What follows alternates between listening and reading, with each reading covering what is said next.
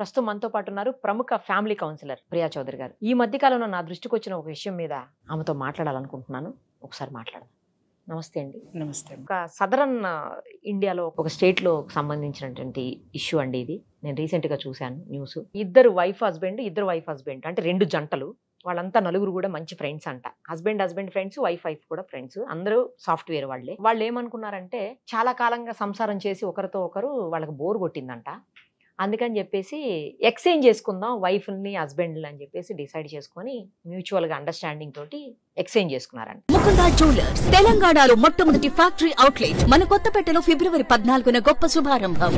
అలా 4 ఏళ్ల నుంచి అతని భర్తతో ఈమె ఇట్లా సంసారం చేస్తా ఉన్నారు. 4 ఏళ్ల తర్వాత ఆల్ ఆఫ్ సడన్ పోలీస్ స్టేషన్కి ఎక్కింది కేసు. ఎందుకు ఎక్కింది అంటే ఇప్పుడు ఎక్స్చేంజ్ అయిపోయిన తర్వాత వేరే వాళ్ళు కదా వీళ్ళిద్దరూ ఒక జంట పెళ్లి చేసుకున్నారంట. పెళ్లి చేసుకునేసరికి అవతల అతను నా భార్యను నువ్వెలా పెళ్లి చేసుకుంటావు అని చెప్పేసి కోర్టుకి ఎక్కాడు. మరి వీడి భార్యని వాడికి ఎలా ఇచ్చాడు?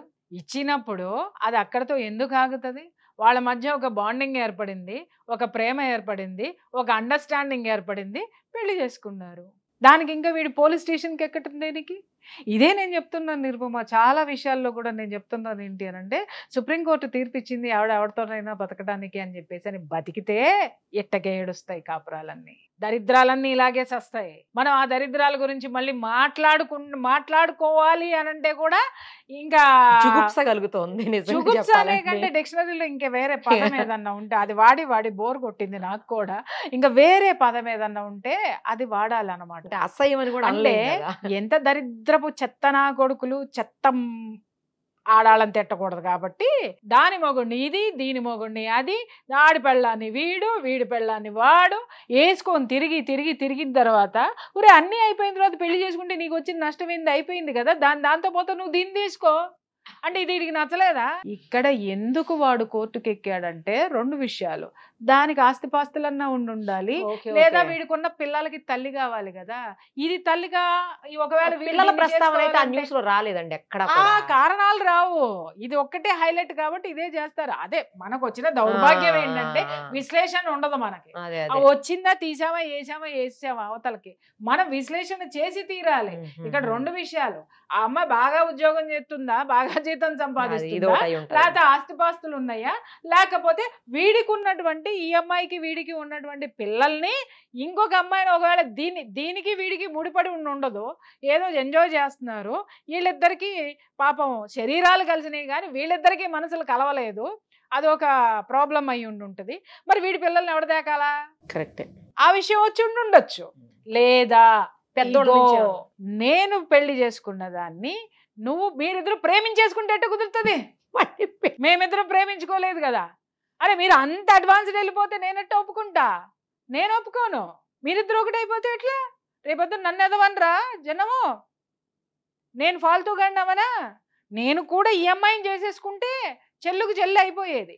కానీ రేపొద్దున సమాజంలో నేను ఫాల్తూగా అయిపోతా. అది నాకే ఉండాలి. దరిద్రాలు మాత్రం లోపల పడాలి. అంటే మనిషి ఎటు పోతున్నాడు? అదే కదా అసలు. వాడు ఎటు పోవట్లా. వాడు రొచ్చులో, బురదలో, ఆ పెంటలో కూరుకుపోతున్నాడు, అలాగే ఉండిపోతున్నాడు. అంతే, దాంట్లో ఉండిపోతున్నాడు. ఇవాళ మనిషి ప్రతి ఒక్కడు చదువుకున్నాడే, అంటే ప్రతి ఒక్కడు ఇంజనీరింగ్ చేసినాడే, ప్రతి ఒక్కడు అన్నీ అదే. కానీ అందరూ గొప్పవాళ్ళు ఎందుకు కాలేకపోతున్నారు? ఒక ఛాయ్ అమ్ముకున్నవాడు, ఒక డిగ్రీ చదివినవాడు ప్రధానమంత్రి ఎందుకు అయ్యాడు? అలాగే ఒక ధీరుభాయ్ అంబానీ లాంటి వాడు పెట్రోల్ బంక్లో పెట్రోల్ పోసుకుంటూ 100 కోట్లు ఎట్లా సంపాదించినాడు? అంటే ఇక్కడ విషయం ఏంటంటేనమ్మాయి, చదువు అనేది ఇక్కడ ఎందుకు చదువుతారు అనేది వాళ్ళకి అర్థం కాదు. కానీ చదవని వాడు కూడా ఆ స్థితికి ఎదిగాడు అని అంటే వాడికి ఒక లక్ష్యం ఉంది, వాడికి ఒక టార్గెట్ ఉంది, వాడికి ఒక దృక్పథం ఉంది. ఇది జీవితము, ఈ జన్మ ఎందుకుంది, జన్మ విలువ తెలిసినాడెవడు ఇట్లాంటి దరిద్రాలు ఎవడు చేయడం. అరే నేను ఇంత జన్మ తీసుకున్నాను, నేనేదో చేయడానికి నేను పుట్టాను. అది ఏంటి?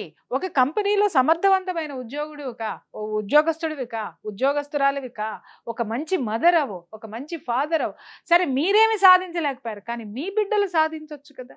వాళ్ళని ఆ స్థితిలో వాళ్ళని పెంచడానికి, వాళ్ళని సంరక్షించడానికి మీ యొక్క విలువల్ని కాపాడుకుంటే బాగుండేది కదా. ఈ విలువలు లేనటువంటి వలువలోడ తీసుకొని చేసే సంసారాలు ఇట్లాగే రోడ్డును పడతాయి, ఇంతే దరిద్రంగా కూడా ఉంటాయి. ఇట్లా మనం అనుకుంటా ఒకటే చూస్తున్నాం. ఇది కేవలం బయట మనం మాట్లాడుకునేది ఏంటి అని అంటే బయటకు వచ్చిన కేసులు, బయటకు వచ్చిన కేసులు ఎవరెవరితోనైనా తిరగచ్చండి అని మాట్లాడుకున్నా. మొండ మోపుల్లారా, తిరిగిన తర్వాత ఏమవుతుందంటే ఇట్టగా అవుతున్నారా, తెలిసింది ఒకటే. కానీ తెలియని ఎన్నున్నాయో చెప్తే కడుపులో తిప్పేసి వాంతికి వస్తుంది ఒక్కొక్కడికి, తిరిగేటోడికి తిరిగేదానికి కూడా. అది తెలుసుకోండి ఫస్ట్. కానీ అసలు నాకు ఇంకో డౌట్ ఏంటంటే ఈ కేసులు అండి, ఆ లేడీస్ ఎలా ఒప్పుకున్నారు? ఒకవేళ వాళ్ళు వెదవలు ఏదో అన్నారు అనుకోండి, వాళ్ళు ఎట్లా ఒప్పుకున్నారు అసలు? లేడీస్ బాగుంది, వదిలేయాలి కదా. నీకు వంకాయ కూర ఇష్టము, నాకు వంకాయ కూర ఇష్టము, ఇద్దరం కలిపి ఒకటే ప్లేట్ ఒకటే వంకాయ కూర షేర్ చేసుకుంటున్నాం. నేను తిరిగిపోద్దానే, వాడు తిరిగిపోతాడే. నాకు ఇంకొక టేస్ట్ కావాలి, నీకు ఇంకో టేస్ట్ కావాలి, వాడికి కావాలి, వీడికి కావాలి. చలో అమాయకంగా క్వశ్చన్లు వేస్తావు. అంటే అసలు లేడీస్ ఎట్లా ఒప్పుకుంటారు అనేది ఒప్పుకోరు కదా. అవసరమైతే డైవర్స్ ఇచ్చిపోతారు. ఏంట్రా నువ్వు చాలా చాలా చాలా నువ్వు ఎమోషనల్ గా ఉన్నట్టున్నావు. కాస్త ప్రపంచాన్ని పొద్దున్నే బ్రష్ చేసుకుంటున్న తర్వాత కాస్త ప్రపంచాన్ని చూడటం నేర్చుకోమ్మా. మరి ఇలాంటి ప్రపంచాన్ని నేను చూడదలుచుకోలేదు. నిరుపమ అనేది సుమన్ టీవీ లోగో తీసి పక్కన పెట్టి ఫస్ట్ ఒకసారి అలా ప్రపంచంలోకి వెళ్ళి చూసేసి వస్తే, దరిద్రాలు చూసేసి వస్తే బోల్డ్ అనేది. ఓయో రూములు ఇప్పుడు 11 ఏళ్ల పిల్లయి చూసావు, అక్కడ దాకేందుకు ఓయో రూముల్లో రిసెప్షనిస్ట్ గా పని చేసిరావు, ఒక 4 రోజులు చేసిరా చాలు.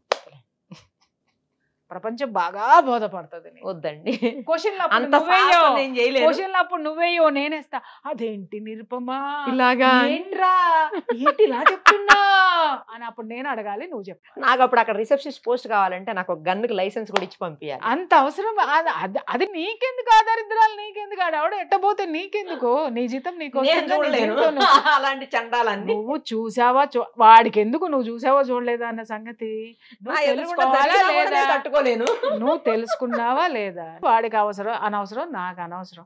నా జీవితం నాది, నువ్వెవడో అడగడానికి, నువ్వెవడో అడగడానికి. కాబట్టి నా బతుకు నాది, నా జీవితం నాది, నా ఇష్టం నాది. ఆ తర్వాత జరిగే వాటి కూడా మీ కర్మ అంతే. అంటే జనం వీటి గురించి మాట్లాడుకోరు. ఎంతసేపు అరే పెళ్ళాలను ఎక్స్చేంజ్ చేసుకుంటారంట, వాడి వాళ్ళు ఇది పడుకుంటుంది, వీడి వాళ్ళు అది పడుకుంటుంది, ఫేస్బుక్ లో పెట్టుకుంటున్నారంట అంటారు. ఆ తర్వాత ఏం జరిగిందో మాట్లాడంటారు. అయ్యా ఆ తర్వాత ఇవే జరుగుతాయి, ఇలాంటివి జరుగుతాయి. ఈ బయట ఘోరంగా జరుగుతాయి. ఎందుకంటే వాడికి రాసిచ్చేయడం, వాడి ఆస్తులు దీనికి రాసిచ్చేయడం, తర్వాత ఈ జుట్లు పట్టుకొని కట్టుకోవడం, అది జుట్లు పట్టుకొని రోడ్డు మీద పట్టడం, వీడు మటర్లు చేయించడం. అబ్బో జరగాల్సిన నేరాలు ఘోరాలు అన్నీ కూడా ఈ కలిసి ఉండడం అనే పవిత్రమైన కార్యక్రమంలోనే జరుగుతాయి. దయచేసి మారండి. పశువులం కాదు మనం ఎవరితో పడితే వాడితో పడిపోవడానికి. పశువులు కూడా ఒక సీజన్ వచ్చిన తర్వాత దానికి ఆ స్థితి వచ్చినప్పుడు మాత్రమే అది తోడునెత్తుకుంటుంది. కానీ మనిషికి జ్ఞానం ఇచ్చాడు భగవంతుడు.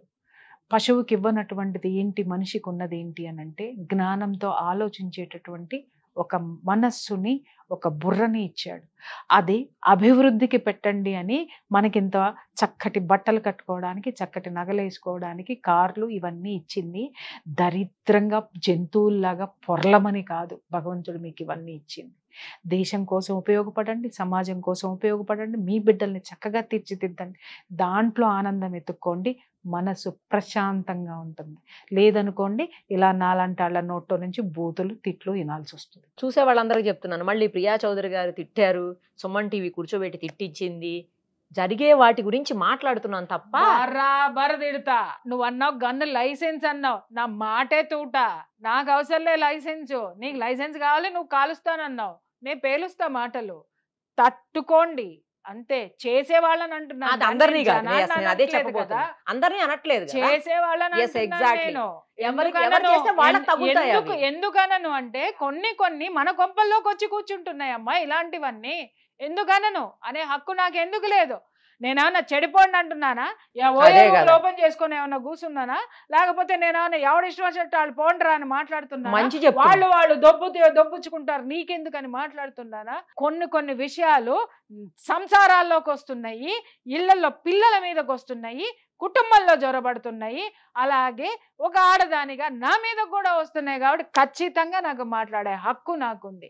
నేను తప్పుడు పనులు చేసే వాళ్ళని మాత్రమే నేను నిలదీస్తున్నాను తప్ప నేను అందరినీ తిట్టాల్సిన అవసరం నాకు లేదు.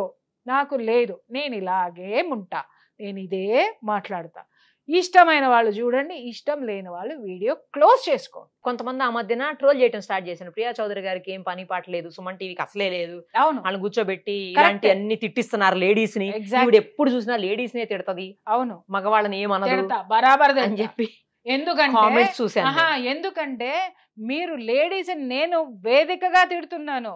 ఒక్క లేడీని, మంచిగా ఉన్న లేడీని పట్టుకొని వ్యక్తిగతంగా నేను ఎవరినైనా తిట్టాను అడగండి. ఎగ్జాక్ట్లీ. సంసారాలు కూల్చే ఆడదాన్ని తిట్టారు. అట్లాగే తల్లిదండ్రుల మాట వినని ఆడపిల్లల్ని తిట్టారు. అలాగే ప్రకృతికి వికృతంగా ప్రవర్తించేటటువంటి వికృతమైన మనస్తత్వం ఉన్న ఆడవాళ్ళని తిట్టాను తప్ప, సరే తిట్టాను అని మాట్లాడుతున్నారు. తిట్లంటే ఏంటి చెప్పు నాకు ఒక్కసారి. తిట్టనా వీటికే చచ్చిపోతున్నారు, బర్రా లాగా గీక్కుంటున్నారు వాట్సాప్లో. అసలు తిట్టడం మొదలు పెడితే ఇంకా అసలు వాట్సాప్లు పెట్టడానికి కూడా ఉండవు మీకు. పారాలసిస్ వచ్చి పడిపోతారు చెవులు. నాతో పెట్టుకోవద్దు. మీరు మాత్రం బరి తెగించి తిరగండి, బరి తెగించి ఉండండి అని జనాలను మీరు రెచ్చగొడతారా? అడిగే హక్కు నాకు లేదా? ఖచ్చితంగా అడుగుతా, ఖచ్చితంగా మాట్లాడతా. నాకు నచ్చింది నేను మాట్లాడతా, అలాగే నాకు నచ్చింది నేను చేస్తా. మీరు అంటున్నారు కదా ఎవరికి నచ్చింది వాడు చేసుకోవచ్చు అని, మీరేగా మాట్లాడుతున్నారు. అదే నేను చేస్తున్నా. మరి ఎందుకు యాక్సెప్ట్ చేయరు? ఎందుకంటే మీకు మింగుడు పడట్లేదు. అలాగే మీరు చేసే కూడా నాకు మింగుడు పడట్లేదు కాబట్టే నా నోట్లో నుంచి ఇవన్నీ వస్తున్నాయి. Be careful. కరెక్ట్గా చెప్పారు.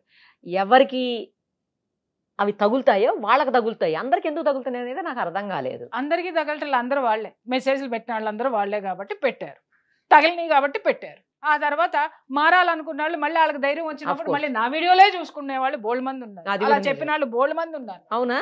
ఏమండి మీరంటే అసలు మొదట్లో మాకు అసలు పడదండి, నచ్చదు. కానీ మీ వీడియోలు చూసిన తర్వాత నాకు కష్టం వచ్చినప్పుడు మీ వీడియోలు నన్ను నిలబెట్టి నేను ఒక మనిషిగా నిలబడ్డాను చెప్పిన వాళ్ళు ఇదిగో నా నెత్తి మీద ఎంత బొచ్చుందో అంతమంది ఉన్నారు. మరి మంచిదే కదా అది. ఎవరికి తెలుసు?